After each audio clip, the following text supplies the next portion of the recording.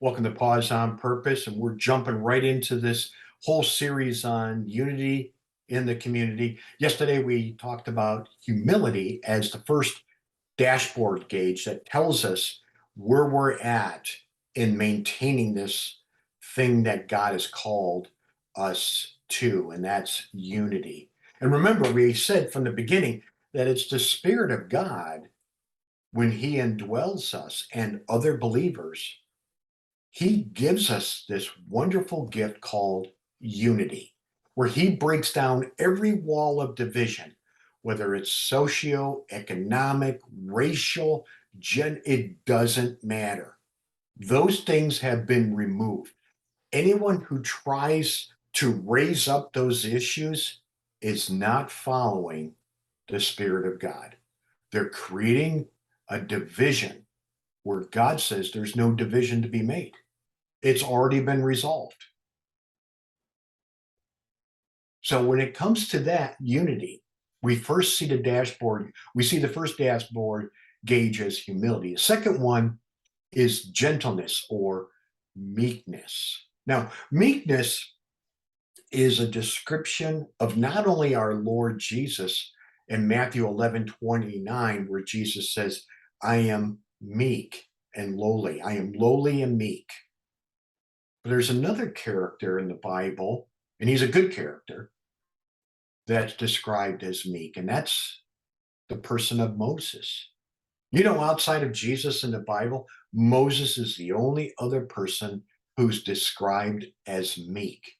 Now, what's meekness? Well, first of all, it's not weakness, because as I mentioned, Moses was defined and described as meek. But yet, look at all the powerful miracles God did through him. He led a group of disgruntled individuals through the worst part of the world, the Sinai Peninsula.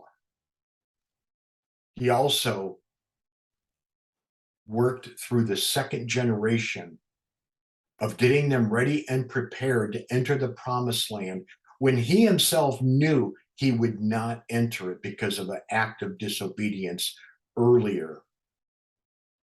Yet he was meek, strength under control. In fact, this word is used of Alexander the Great's horse. It was called meekness because it was strength under control. And even Jesus displayed meekness even when he cleansed the temple. It was strength under control. I mean, he could have gone completely nuclear on that place and leveled it to the ground. He could have destroyed it by one word. But instead, he removed the people that were causing the problems. That's strength under control.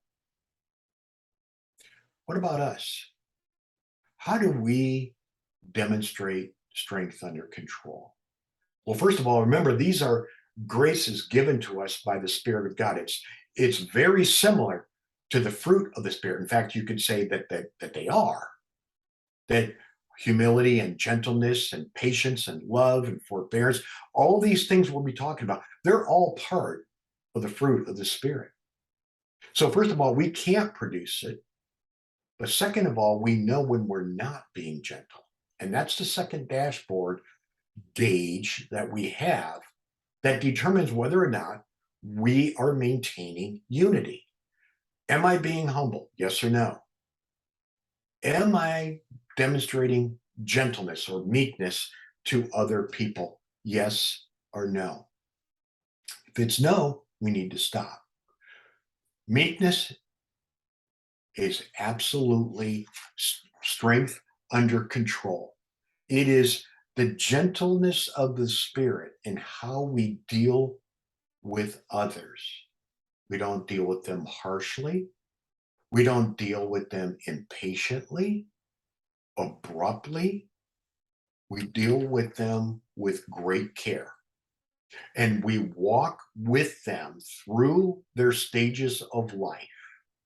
Remember, this is the process of discipleship within the church, within the community. And our goal is to reproduce that in others, to demonstrate it in a way that it becomes attractive to other believers who are new in the faith, and they begin asking questions. How do you do that? How do you produce that? Well, I'm glad you asked. Number one, we don't produce it.